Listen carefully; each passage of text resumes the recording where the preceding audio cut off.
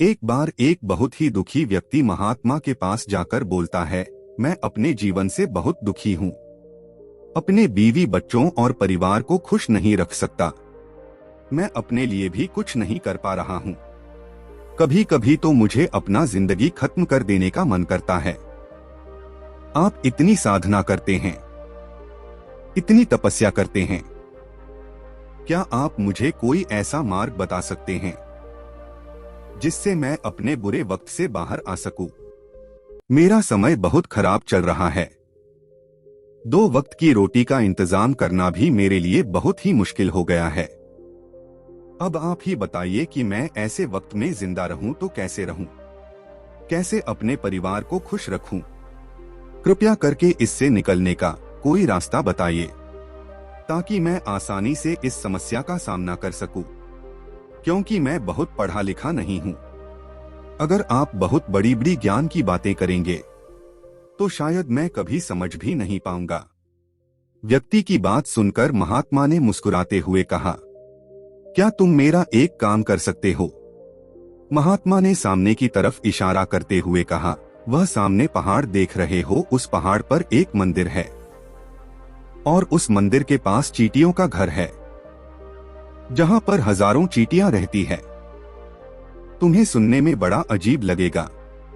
चींटियां उस मंदिर के जमीन को खराब कर देती है, वहां की मिट्टी की उपजाऊ शक्ति को खत्म कर देती है, जिसके कारण वहां पर कोई भी पेड़ या घास उग नहीं पाता है। तुम मेरा एक काम करो, फिर उसके बाद मैं तुम्हारे सवालों का जवाब दूंगा। तुम 7 दिन तक रोज उस पहाड़ी पर जाओ और उन चींटियों के घर को तहस-नहस कर दो, उनके घर को तोड़ दो।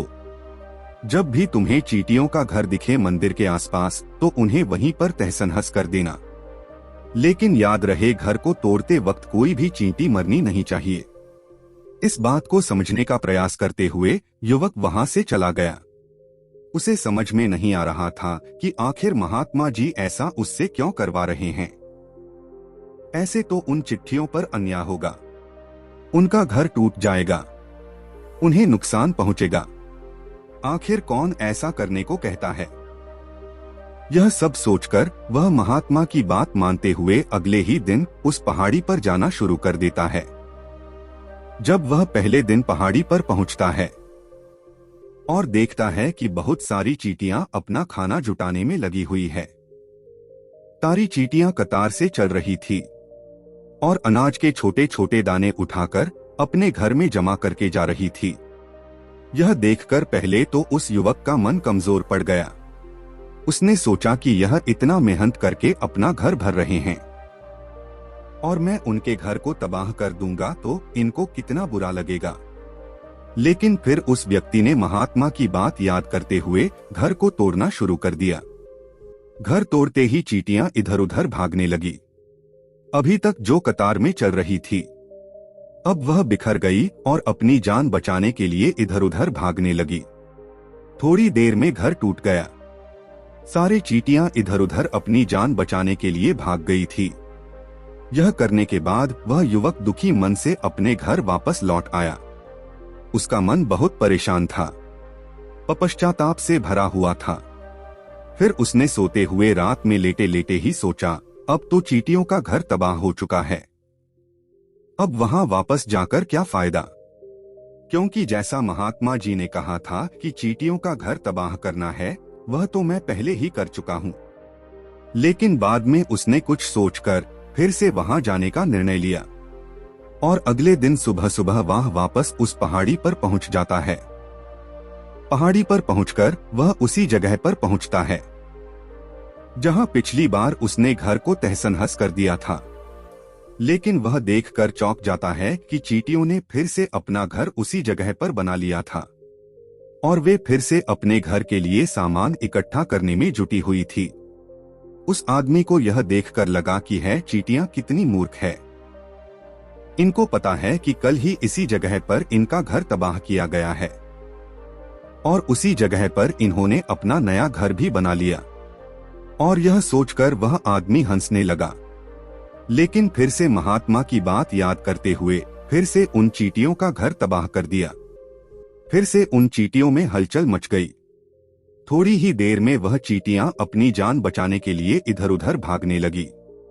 कुछ ही देर में उनका घर फिर से तबाह हो गया और इस बार वह युवक थोड़ा सा संतुष्ट होकर यह सोचने लगा कि इस बार तो मैंने इन चींटियों का घर अच्छी तरह से तबाह कर दिया है। अब तो वह चींटियां अपना घर यहाँ पर दोबारा बना ही नहीं पाएंगी। इसीलिए उसने वहां से जाने से पहले उस जगह पर पानी भी डाल दिया ताकि चींटियां दोबारा वहां पर अपना घर न बना सके। और इस तरह वह अपना काम करके अपने घर लौट आया। फिर से सोते हुए रात में वह इंसान सोचने लगा कि क्या महात्मा यह सही काम करवा रहे हैं? क्या किसी का घर तबाह करना किसी सिद्ध पुरुष को शोभा देता है? क्या वह महात्मा सच में सिद्ध पुरुष है या मुझे सिर्फ बेवकूफ बना रहे हैं? फिर वह सोचने लगा कि पहले मैं अपने काम को पूरा कर लेता हूँ, क्योंकि इसके बाद ही पता चलेगा कि महात्मा आखिर मुझसे ऐसा काम क्यों करवा रहे हैं। यही सब सोचकर वह रात में सो जाता है। अगले दिन सुबह उठकर फिर से वह उस पहाड़ी की ओर निकल पड़ता है। पहाड़ी पर पहुंचकर वह उसी जगह पर पहुंचता है जिस जगह पर उसने अगली सुबह उन चींटियों का घर तोड़ा था। और वह यह देखकर खुश हो जाता है कि वहां पर कोई भी घर नहीं था। सारी चींटियां वहां से भाग चुकी थी। अब वह सोचने लगा कि अब मेरा यहाँ पर रोज रोज आने का क्या मतलब है, क्योंकि चींटियां तो अब अपना घर बदल चुकी है और महात्मा जी ने तो मुझे 7 दिन आने के लिए कहा था, लेकिन आज तो तीसरा ही दिन है। अब वापस 4 दिन आने का क्या प्रयोजन है? यह सब सोचकर उसने निश्चय किया कि अब वह यहाँ से सीधे उस महात्मा के पास जाएगा और वह उनको यह सारी बातें बताएगा। वह वापस उस पहाड़ी से महात्मा की कुटिया की तरफ जाने लगा।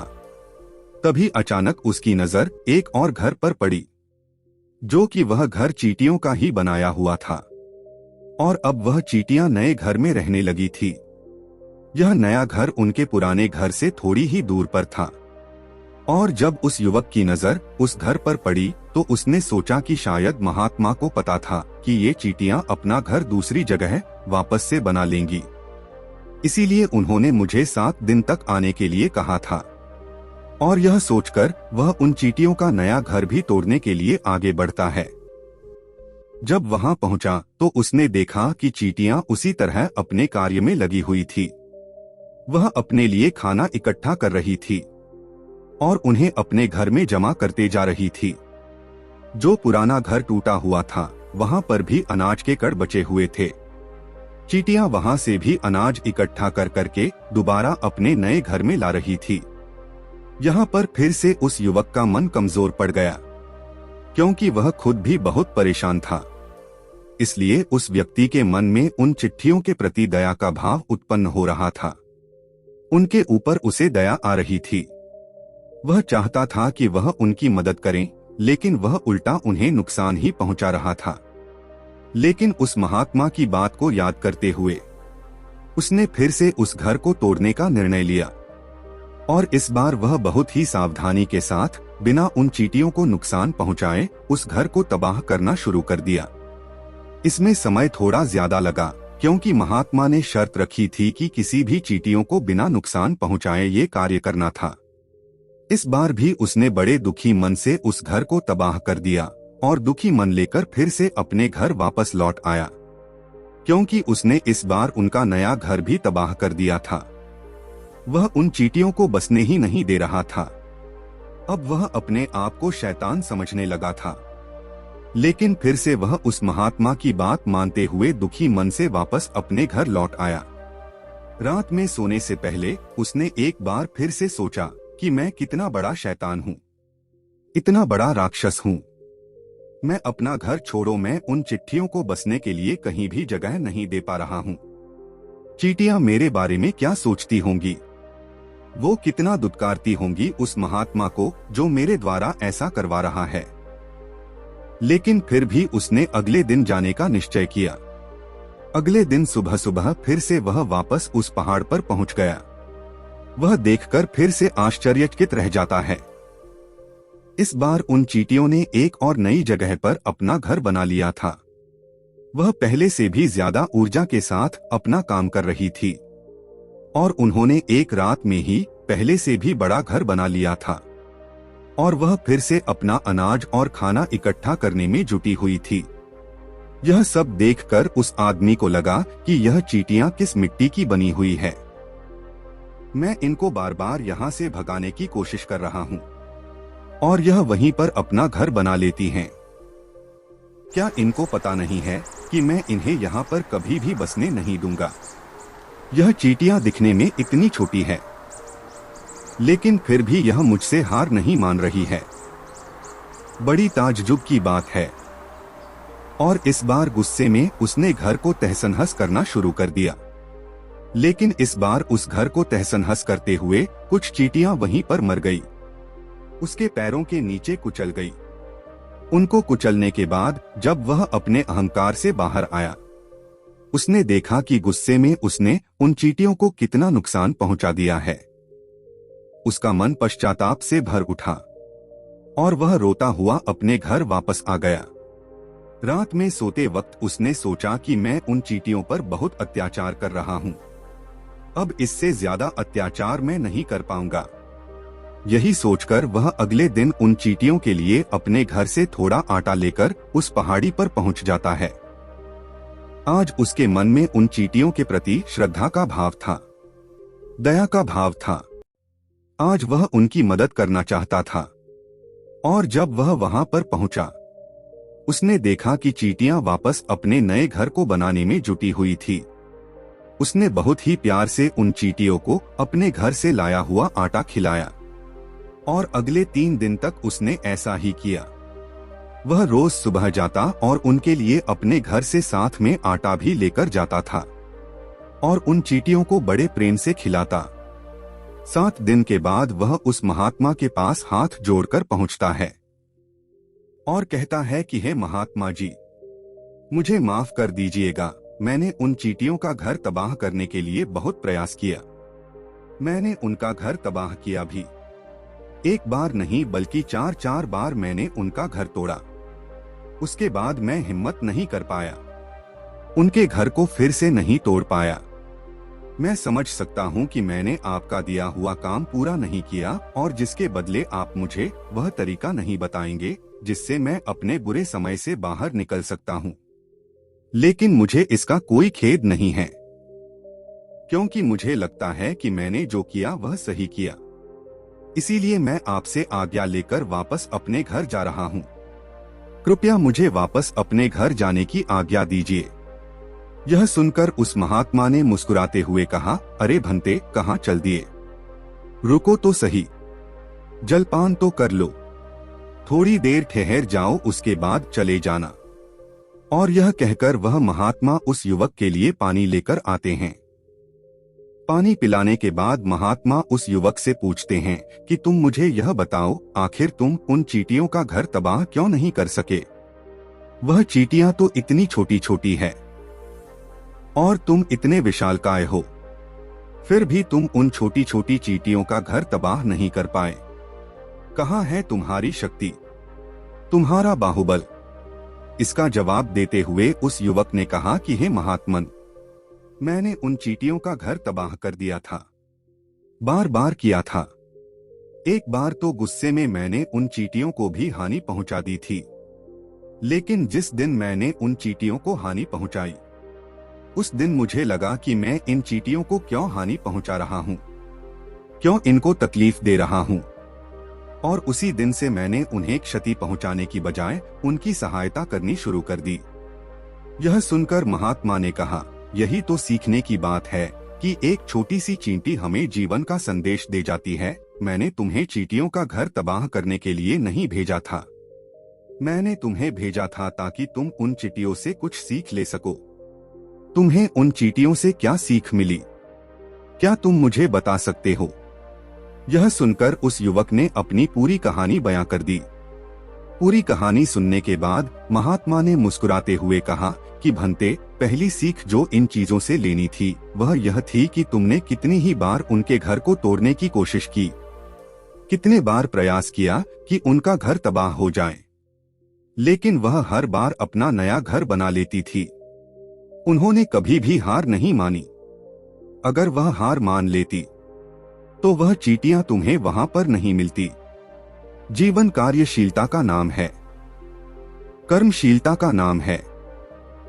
लेकिन हम मनुष्य एक दो बार हार मिलने पर ही टूट जाते हैं, हताश हो जाते हैं और फिर जीवन में प्रयास ही नहीं करते।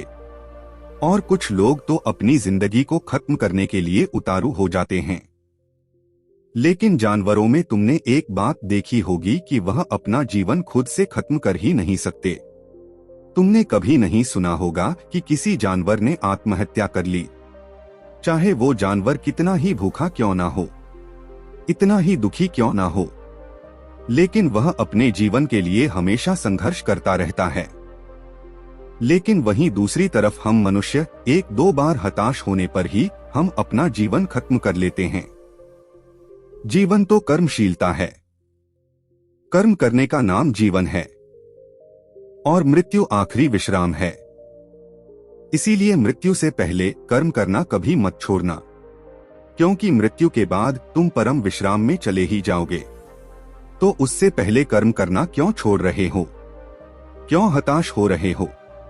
अगर तुम्हारा एक घर टूट गया है तो दूसरा घर बनाने का प्रयास करो। कोशिश करो और कोशिश करने वालों की कभी हार नहीं होती। यह तुम उन चींटियों से देख चुके हो। दिखने में तुमसे कितनी छोटी है वह चींटियां, और तुम इतने बड़े हो, लेकिन उनका मन तुम्हारे मन से इतना बड़ा है, इतना विशाल है, इतना दृढ़ संकल्पी है। कितने बार उनका घर टूटने पर भी उन चींटियों ने कभी हार नहीं मानी।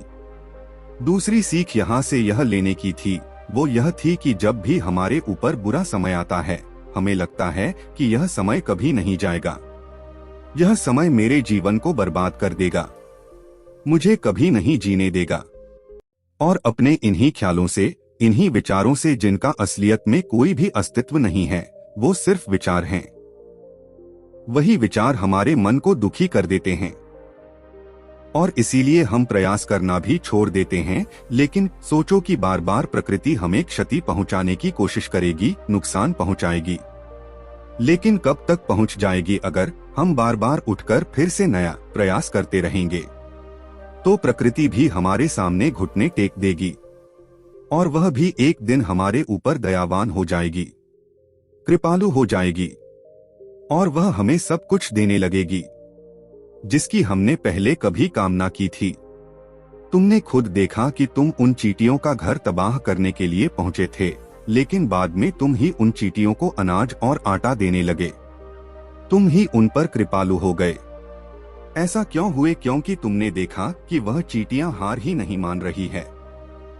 इसी तरह अगर तुम भी कभी अपने जीवन में हार नहीं मानोगे तो एक न एक दिन यह प्रकृति तुम्हें वह सब कुछ देगी जो तुम अपने जीवन में पाना चाहते थे।